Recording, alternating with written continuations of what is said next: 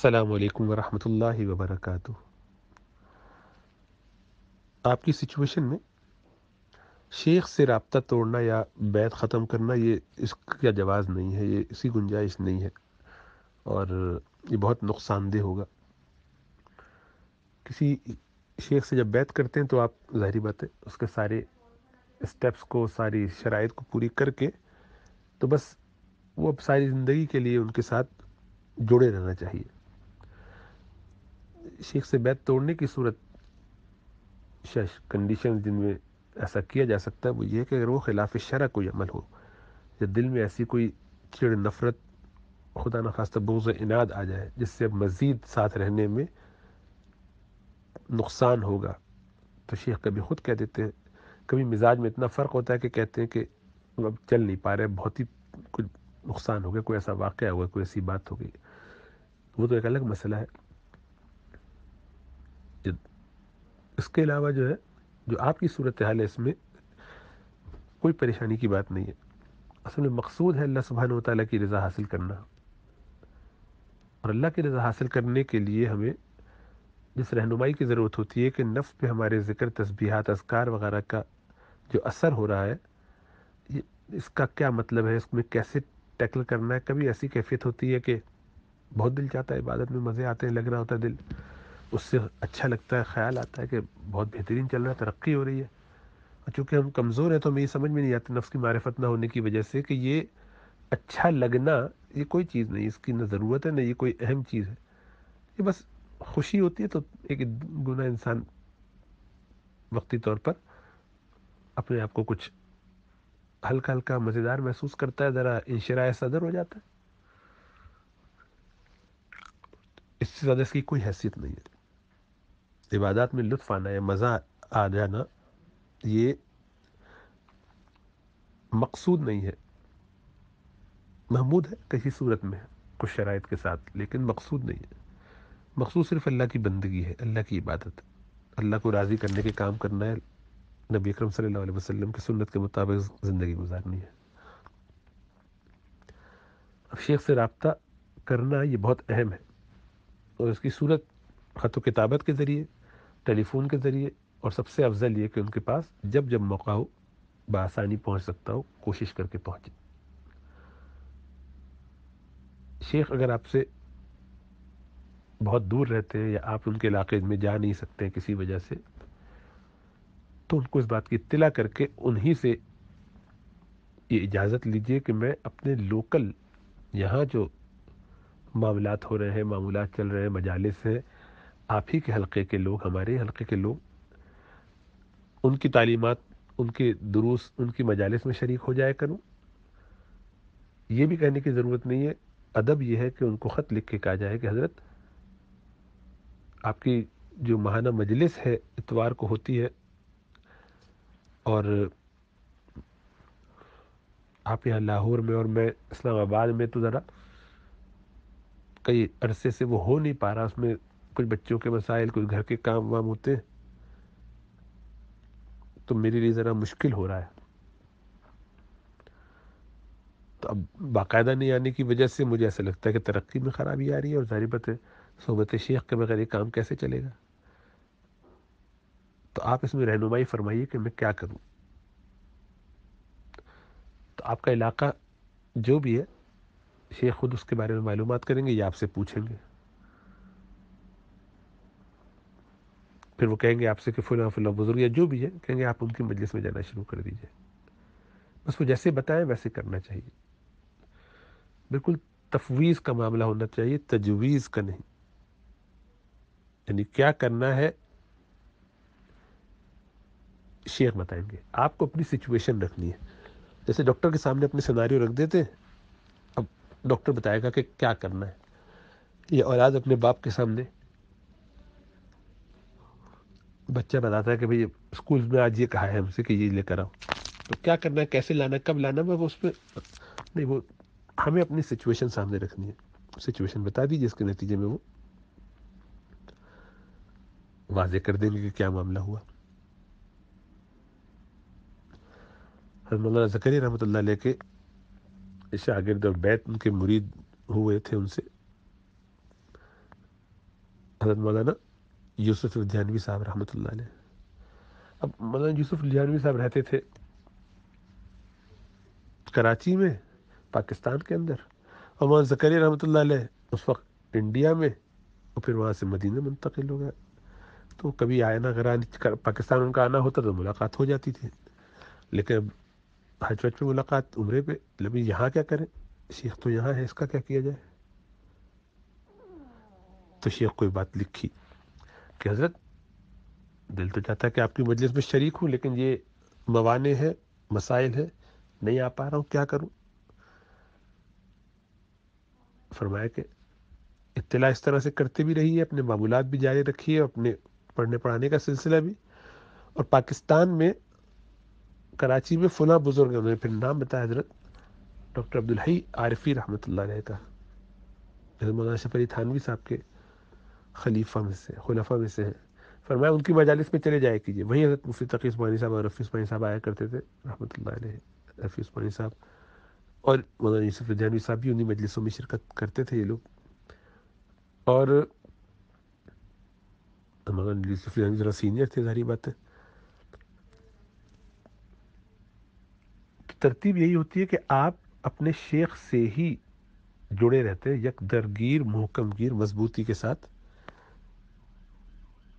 اور پھر شیخ کا ہی فیض اللہ سبحانہ و تعالیٰ اس اور جو دوسرے انہی کے کہنے سے جس بزرگ کے ذریعے اللہ چاہتے ہیں آپ تک پہنچتا ہے. بس یہ سمجھنا چاہیے کہ اس کی مثال ایسے ہے کہ آپ ابا کے ساتھ رہتے تھے، ابا کھلا رہے ہیں پلا رہے ہیں، گزارا آپ کا چل رہا ہے. کچھ عرصے کے بعد آپ کو کسی وجہ سے کہیں منتقل ہونا پڑا، کالج آپ کا دوسرے شہر میں تھا، ابا نے وہاں بھیج دیا اور کہہ دیا کہ وہاں رہو، وہاں تمہارے جو چچا ہیں ان کے گھر میں یا ان کے پاس، ان کو نگران بنا دیا. لیکن آپ کے سارے انتظامات ابا ہی کرتے ہیں. یہاں سے وہ چچا سے ان کی سیٹنگ ہے، وہ ان کو پیسے بھجوا دیں گے، جو بھی کرنا ہے وہ ان کا کام ہے. آپ اب بھی یہ سمجھتے ہیں کہ میرے سارے کام جتنے ہیں، فیس وغیرہ یہ ابا کی طرف سے آ رہی ہے، چچا سے ان کی جو بھی سیٹنگ ہے. روحانی طور پر بھی ہوتا ہے، کیونکہ اللہ سبحانہ و تعالیٰ اس کے اسباب پیدا فرماتے ہیں. تو شیخ آپ کے لیے اسی طرح دعا کرتے رہیں گے، اپنے مریدین کے جیسے جیسے کریں گے، اور رہنمائی آپ کی کرتے رہیں گے. اطلاع آپ شیخ کو ہی دیں گے. یہاں آپ خالی مجلسوں میں جاتے رہیں گے، آتے رہیں گے. تو حضرت خود ان سے بات کر لیتے ہیں. کبھی ایسا ہوتا ہے، کبھی ایسا ہوگا کہ آپ سے کہیں گے کہ میرا رقعہ لے جاؤ، کبھی کہیں گے کہ مجھے بس خالی ان کو جا کے کہہ دو کہ میں نے کہا ہے کہ آپ ان کی مجلس میں آئے. ہمارے یہاں بھی ہے لیسٹر میں، پاکستان سے ایک کراچی کے ایک ہیں مرید حاجی فیروز محمد صاحب کو یہاں آئے ہوئے، تو یہ لیسٹر میں رہتے ہیں کچھ عرصے کے لیے، 1 سال 2 سال کے لیے اپنی اسپیشلائزیشن کے لیے. تو ان کو کہا ہوا ہے کہ آپ نے مستقل حضرت مولانا سلیم دراز صاحب حفظہ اللہ کی ہمارے شیخ ہیں، ان کی مجلس میں شریک ہونا. تو وہ مستقل وہاں موجود رہتے، بیٹھتے آتے. یہ ہے سلیق طریقہ، ایسے کیا جاتا ہے کام. تو آدمی اس طریقے سے لائن پر رہے، بالکل سیٹ رہے، اور اس سے اس کو بہت فائدہ ہوگا، برکتیں ہوگی. تو اللہ اپنا خوب کرم فرمائے. بس اپنے آپ کو ایک ہی شیخ کے ساتھ رکھنا چاہیے. یہ لوگوں کو دیکھ دیکھ کے بھی کبھی وسوسہ اور خیال آتا ہے کہ یہ فلاں جو ہے نظر یہ آ رہا ہے کہ ان کے بڑے دیکھو یہ معمولات ہوتے ہیں، اچھا یہ ذرا ڈفرینٹ ہے، تھوڑا سا نقش بندی سلسلہ نظر آ رہا ہے، یہاں فلاں نظر آ رہا ہے. تو آج کل ایک فیشن ہے کہ لوگوں کو نئے نئے آئیڈیاز دیکھ کے اس طرح سے کرنے کا دل چاہتا ہے. اچھا شاید یہ ٹرائی کرتا ہوں. ان کو یہ لگتا ہے کہ مجھ میں وہ تبدیلی نہیں آ رہی جو اس میں نظر آ رہی ہے، تو بہت پسند کر رہا ہے، تو بہت مزہ آ رہا ہے. اچھا ان کا تو کام ذرا یہ والا ہے، ہمارا یہ والا اچھا ہمیں تو اس کو لگتا ہے کہ شاید یہ نئی چیز اس کو بھی ٹرائی کرنا چاہیے. کہ ایسے نہیں ہوتا.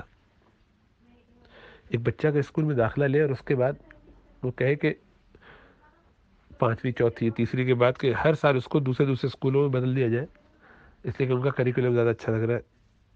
اور ہر جگہ سے وہ فیل ہو کے کہے کہ یار میں تو فیل ہو جاتا ہوں، اس کی پوزیشن آتی ہے. میرے محلے والا جو ہے، میرا کزن یا دوست جو ہے، تو ہر پوزیشن ہولڈر کو دیکھ دیکھ کے یا آگے بڑھنے والوں کو دیکھ دیکھ کے، ان کی ترقی کو دیکھ دیکھ کے یہ سمجھے کہ میرا نصاب کا مسئلہ ہے یا میرے شیخ کا مسئلہ ہے، حالانکہ پڑھتا یہ خود نہیں ہے. تو کوتاہی تو ہماری ہوتی ہے. ہم محنت نہیں کر رہے ہوتے جیسے کرنا چاہیے. جب محنت کرتے ہیں تو ساتھ ساتھ پرہیزیاں بھی کر رہے ہوتے ہیں، دوا بھی کھا رہے ہیں اور زہر بھی کھا رہے ہیں، گناہ بھی چل رہے ہیں، نظر ہی نہیں آ رہے اپنے گناہ. تو جب تک گناہ نظر نہ آئے اس وقت تک ترقی کی ابتدا ہوتی ہے. اس کے بعد پھر آگے آگے بڑھ سکتا ہے آدمی. تو ہمیں اپنے عیوب نظر ہی نہیں آتے، ہمیں سب اپنا ٹھیک لگتا ہے، جسٹیفائی کرتے رہتے ہیں اپنے سارے معاملات کو.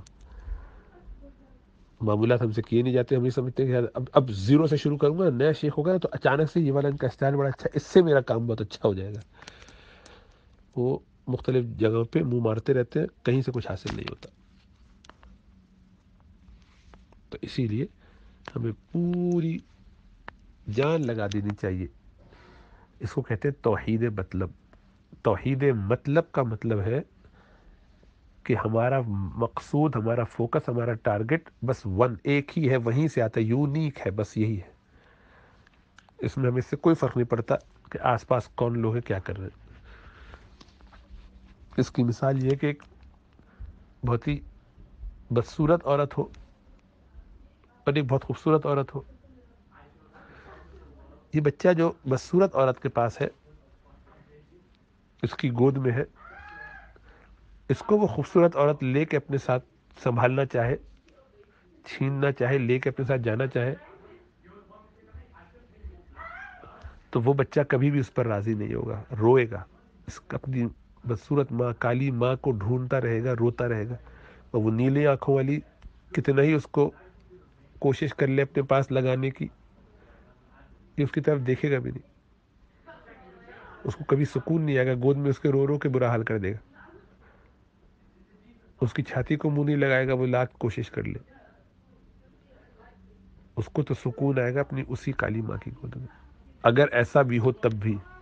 تو اسی لیے حضرت مولانا رشید گنگوئی صاحب رحمۃ اللہ علیہ کا یہ مقولہ ہے کہ وہ کہتے ہیں کہ اگر ہمارے مجلس میں جب ہم حاجی صاحب کے ساتھ ہوتے ہیں رحمۃ اللہ علیہ, اگر اس دوران میں ہمیں پتہ چلے کہ جنید بغدادی صاحب, شبلی نعمانی صاحب رحمۃ اللہ علیہ تشریف لے آئے ہیں, تو ہم سر اٹھا کے بھی ان کی طرف نہ دیکھیں کہ دیدار ہی کر لینا. اس وقت ہم اپنے شیخ کے ساتھ ہیں اور یہی کافی ہے ہمارے لیے. ہمیں تو رزق اللہ سبحانہ و تعالیٰ نے جو دینا ہے وہ اس راستے سے دینا ہے.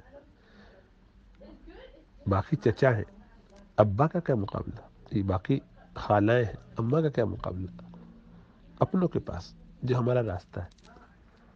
اپنی کوششیں کرتے رہنی ہے, آگے بڑھنا ہے, محنت کرتے رہنا ہے. جو لوگ ایک شیخ بدل کے تھوڑے عرصے بعد کہتے ہیں چلو اب وہاں بیٹھ ہو جاتے ہیں, پھر وہاں سے وہاں, پھر وہاں سے وہاں, وہ ساری زندگی کہیں کے نہیں رہتے ہیں. اس لیے کہ انہوں نے اس پہ بھروسہ کیا کہ یہ نئے شیخ سے کام بن جائے گا. زیادہ شاید کوئی ایسا نہیں ہوتا. یہ تو ہماری محنت اور اللہ سبحانہ و تعالیٰ کی طرف سے رحمت, وہ ہماری طلب کے حساب سے چلتی ہے. تو اس لیے بہت زیادہ محنت کرنا چاہیے اور کوشش کرنی چاہیے. اپنے اعمال درست کر کے بہت زیادہ پابندی کے ساتھ ذکر, گناہوں سے بچنا اور اللہ سے مانگتے رہنا, اور اطلاع اور اتباع, شیخ کو اطلاع کرتے رہے. تو یہ مسئلہ بھی شیخ کو لکھیں کہ یہ میرا مسئلہ ہے. حضرت فرمائے کہ اچھا تو پھر اس سلسلے میں آپ کیا کر سکتے ہیں. اگر آپ کے یہ کچھ لکھے تو کہیں گے ایک تو ذہن میں صورت یہ آ رہی ہے کہ ہمارے محلے میں قریب میں فلاں فلاں بزرگ ہیں, تو کیا یہ آپ کی طرف سے اس کی اجازت ہوگی کہ میں ان کی مجلس میں شریک ہو جاؤں. اگر وہ آپ سے پوچھیں تو, نہ پوچھیں تو وہ خود ہی بتائیں گے کہ حضرت مجھے مجالس میں آنے میں مشقت ہو رہی ہے, اور مجالس میں جانے کی کوشش کریں. اس کو پرائیورٹی بنا کے, میں جا نہیں پاتا کوئی ایشو نہیں ہے, جا پانے کا مسئلہ ہے. کیونکہ آپ بھی الحمدللہ مجھے امید ہے کہ اتنے بے وسائل نہیں ہیں کہ آپ کے لیے وہاں سے وہاں جانا مشکل ہوتا ہو, گاڑی پہ جانا یا جیسے بھی جانا ہوتا ہو. اور وقت نکالنا یہ بھی کوئی مشکل نہیں ہے. ونس اے منتھ کتنے گھنٹے کا سفر ہے. ہم تو یہاں لیسٹر جانے کے لیے تڑپتے رہتے ہیں اپنے شیخ کے پاس, 2.5 گھنٹے کا جانا, 2.5 گھنٹے کا آنا. اور اکیلے نہیں جاتے, اپنے سارے طلبہ کو یہاں سے لے کے, جو سب حضرت کے ماشاء اللہ مرید ہے. تو ہر مہینے کی پہلے سیٹرڈے کو ہماری مجلس ہوتی ہے, ہم لوگ پہنچ جاتے ہیں. آپ کے یہاں تو ہر اتوار کو ہوتے, تو ہر اتوار کو نہیں پہنچ سکتے, تو مہینے میں 2 دفعہ پہنچ جائیے.